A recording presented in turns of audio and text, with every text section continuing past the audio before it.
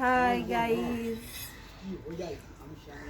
কিছুদিন থেকেই আমার খুব শরীরটা খুব ডিস্টার্ব যাচ্ছে। অ্যাকচুয়ালি গালের ভিতরে একটা ফোড়া হয়েছে, সেটার জন্য খুবই কষ্ট পাচ্ছি। দাঁতের ডাক্তারখানায়ও গেছিলাম, তবু মানে এখন মনে হচ্ছে যে দাঁতটা তুলতে পারলেই ভালো হয়, সেরে যাবে। ওটা কিছুতেই সারছে না। আর ব্যথা, মাঝে মধ্যে ব্যথা, যখন ওষুধ খাচ্ছি ততক্ষণ ভালো থাকছি, আবার দুদিন পর একদিন পর ব্যথা হয়েই যাচ্ছে।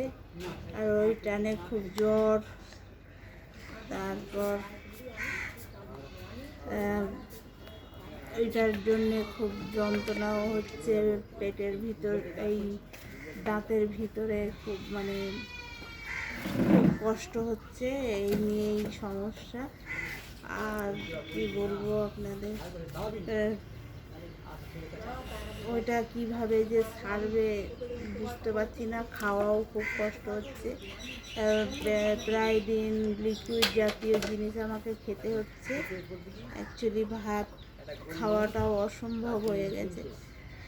ভাতটা একটু গলা ভাত যদি ডাল দিয়ে দিচ্ছে তাও জ্বালা করছে, এত কষ্ট হচ্ছে বুঝতে পারছি না। তো দাঁতের ডাক্তারের ওখানে গিয়ে দেখলাম যে উনিও বলল যে একটা ছোট ফোড়া মতো হয়েছে। তো সেটা যদি হয় তো ওটা তো গলে পেকে বেরিয়ে ফেটে গেল, তাও আবার খোলা আছে, জানি না কীভাবে সারবে।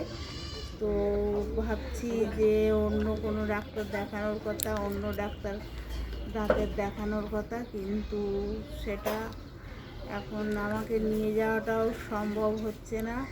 খুব কষ্ট, নামানো ওঠানো, এখন 4 জন ছাড়া আমি যেতে পারবো না। আর টোটো বা কিছুতে ওঠা নামা করতেও পারবো না, আমাকে এই হুইল চেয়ার নিয়ে যেতে হবে।